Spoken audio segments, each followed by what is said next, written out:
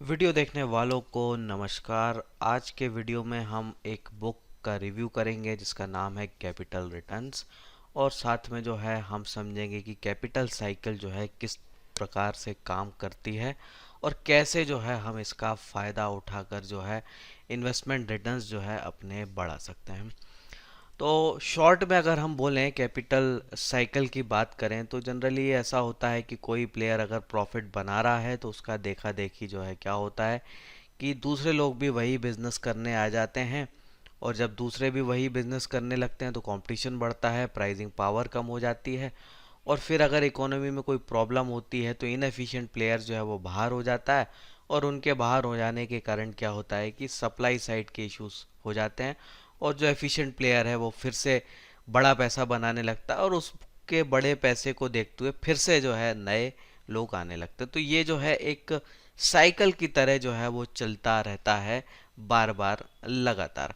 तो इसको अच्छे से समझें। एक सिंपल एग्जांपल लेते हैं, जैसे कि आपने देखा होगा कि प्याज के दाम जो है कई बार जो है इतने ज़्यादा बढ़ जाते हैं कि लोग परेशान हो जाते हैं, 100-150 तक पहुंच जाते हैं।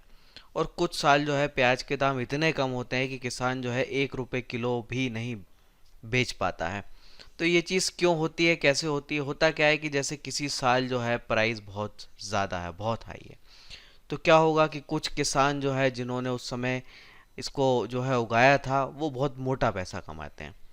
तो जब कोई देखता है कि दूसरे व्यक्ति ने जो है इतना पैसा कमाया है, तो ये एक ह्यूमन नेचर है, ईर्ष्या होती है, जलन होती है, जो भी आप कह लें।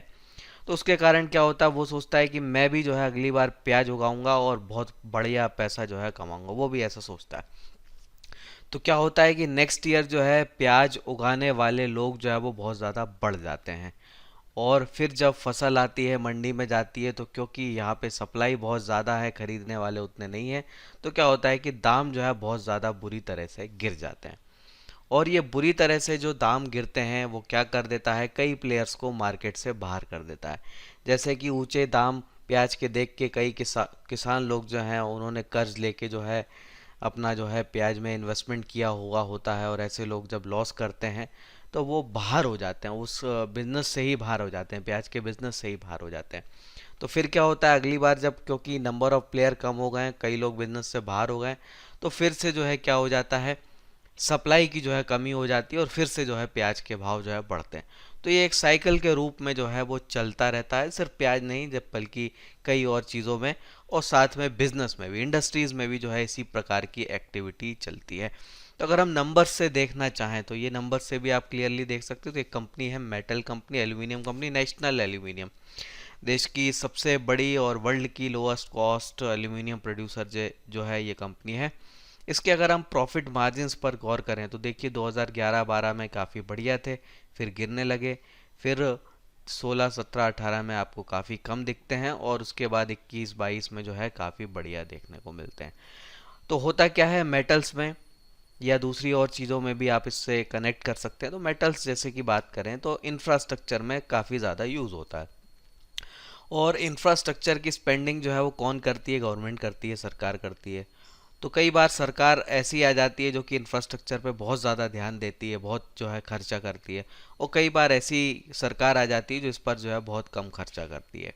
तो क्या होता है कि जब अच्छी सरकार आ गई है और जो कि बहुत ज़्यादा जो है इस पे खर्चा करने जा रही है, तो क्या होता है कि इस मेटल्स के जो प्रोड्यूसर होते हैं वो बहुत ज़्यादा कमाते हैं, क्योंकि डिमांड हाई है, प्राइस हाई हो जाता है, तो वो बहुत ज़्यादा पैसा कमाते हैं।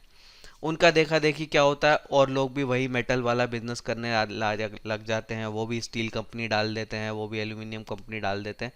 तो बाद में क्या होता है कि सप्लायर बढ़ जाते हैं, और फिर अगर सरकार बदल गई या सरकार ने वो इंफ्रास्ट्रक्चर स्पेंडिंग कम कर दी तो क्या होगा, अचानक से जो है इनके प्रॉफिट मार्जिन्स जो है वो कम होने लगेंगे।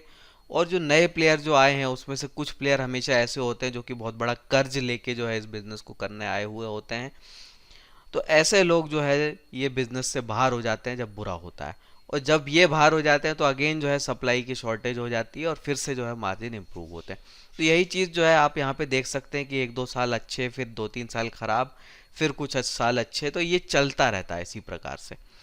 अब इसको थोड़ा और नंबर्स में देखना चाहें तो आप, जैसे मैंने टाटा स्टील ये कंपनी ली, इसके आप रिटर्न ऑन कैपिटल पे ध्यान दीजिए। तो 2011 में बढ़िया सा 15% था, 12 में 9% हो गया, 13-14 में मनमोहन सिंह की सरकार जो कि किसानों का कर्ज माफ़ कर रही थी, तेल वेल बहुत महंगा था, सब्सिडी बहुत ज़्यादा थी, तो उन्होंने इंफ्रास्ट्रक्चर पे स्पेंडिंग जो है वो बहुत कम कर दी, ना के बराबर कर दी। तो रिजल्ट क्या हुआ, स्टील वगैरह की डिमांड जो है वो बहुत कम हो गई, तो यहाँ पे नेगेटिव जो है रिटर्न ऑन कैपिटल तक हो गया। तो 9% फिर नेगेटिव, उसके बाद थोड़ी थोड़ी रिकवरी हुई और बाद में जो है रिटर्न ऑन कैपिटल 12 से 14% का आया। और इस समय कोरोना के बाद जो है गवर्नमेंट का इंफ्रास्ट्रक्चर पे स्पेंडिंग ऑल टाइम हाई पे चल रहा है, तो यहाँ पे आप देखिए 32% तक जो है रिटर्न ऑन कैपिटल हो चुका है। तो ये चीज़ जो है परमानेंट कभी भी नहीं होती, एक साइकिल होती है। अब क्योंकि यहाँ रिटर्न ऑन कैपिटल देखिए 32% तक बढ़ रहा है, तो यानी क्या हो रहा है, ये बहुत पैसा बना रहा है। और इनका देखा देखी फिर क्या करते हैं, दूसरे लोग भी अपनी कैपेसिटी बढ़ाते हैं, वो भी सोचते हैं हम भी स्टील बेचेंगे। और जब बहुत सारे लोग आ जाएंगे तो फिर ऑटोमेटिकली सप्लाई ज़्यादा होगी, और सप्लाई ज़्यादा होगी मतलब प्राइस क्रैश होंगे। तो ये साइकिल की तरह जो है चलती रहती है। इसी प्रकार से करते हैं एलिस ब्लू के बारे में, जो कि देश की लीडिंग ब्रोकरेज हाउस है, जिसके 1 लाख से ज़्यादा सेटिस्फाइड कस्टमर हैं। यहाँ पर आपको बहुत ही अच्छे फीचर्स मिलते हैं, जैसे कि सिंगल मार्जिन ऑप्शन, यानी कि आप एनएससी, बीएससी, एमसीएक्स सभी अलग अलग सेगमेंट में एक ही मार्जिन से ट्रेड कर सकते हैं। एमटीएफ फैसिलिटी भी आपको यहाँ पे मिलती है। यहाँ पर ट्रेडिंग स्कूल भी है, जहाँ पर आप ट्रेडिंग और इन्वेस्टिंग की बारीकियाँ सीख सकते हैं, टेक्निकल एनालिसिस, फंडामेंटल एनालिसिस सीख सकते हैं। म्यूचुअल फंड्स जो है आप डायरेक्ट भी खरीद सकते हैं इनके प्लेटफॉर्म पे। साथ में यहाँ पे एपीआईज भी यूज़ करके आप खुद के एल्गो बेस्ड ट्रेडिंग प्रोग्राम बना सकते हैं, एल्गो ट्रेडिंग आप जो है कर सकते हैं। और साथ में आपको मिलता है एडवांस ट्रेडिंग प्लेटफॉर्म, जो कि आपको ना सिर्फ एनालिसिस में हेल्प करते हैं बल्कि बढ़िया तरीके से इजीली ट्रेडिंग करने में भी मदद करते हैं। तो ये सारे फीचर आपको एलिस ब्लू पे मिलते हैं। तो एलिस ब्लू में आप जो है अपना अकाउंट, अब अगर मैं इस किताब की बात करूं तो ये बहुत बढ़िया किताब है। इस किताब में एक बहुत ख़ास बात कही गई है कि आप जो है कौन सी कंपनी अच्छा करेगी, कौन सी इंडस्ट्री अच्छा करेगी, उसकी बैलेंस शीट, एनुअल रिपोर्ट और वो सब जो पढ़ने में दिमाग लगा रहे हो, वो दिमाग लगाना जो है कम कर दो। उसकी जगह दिमाग कहाँ पे लगाओ, दिमाग इस बात पे लगाओ कि नंबर ऑफ प्लेयर्स जो है इंडस्ट्री में कम हो रहे हैं या बढ़ रहे हैं, या दूसरे शब्दों में आप बोल रहे हैं कि इंडस्ट्री में कैपेसिटी बढ़ रही है या घट रही है। इस चीज़ पे आपको ध्यान देना है।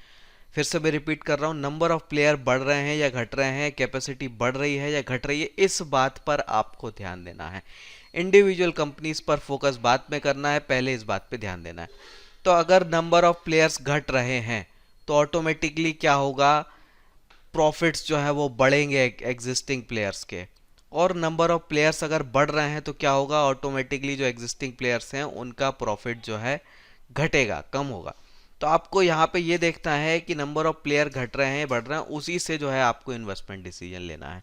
अब जैसे मैं एक कंपनी ले रहा हूँ भारती एयरटेल, तो इस कंपनी के प्रॉफिट जो है बहुत बढ़िया से हुआ करते थे, 7,000 के आसपास जो है 2016 में हुआ करते थे। फिर उसके बाद जो है डिक्लाइन शुरू हुआ, और डिक्लाइन का बड़ा कारण था जियो। तो जियो आया, एक बहुत बड़ा डिसरप्शन हुआ। तो यहाँ पे क्या हुआ, 2018 में इनका प्रॉफिट जो है काफ़ी कम हुआ, 2000 करोड़ पे आ गए, फिर 1000 पे, फिर माइनस में आ गए, बड़ा लॉस हुआ, फिर 2021 में भी लॉस हुआ। तो यहाँ क्या हो रहा है, इनका बड़ा लॉस हो रहा है। लॉस होने का मेजर कारण क्या था कि एक नया प्लेयर आया।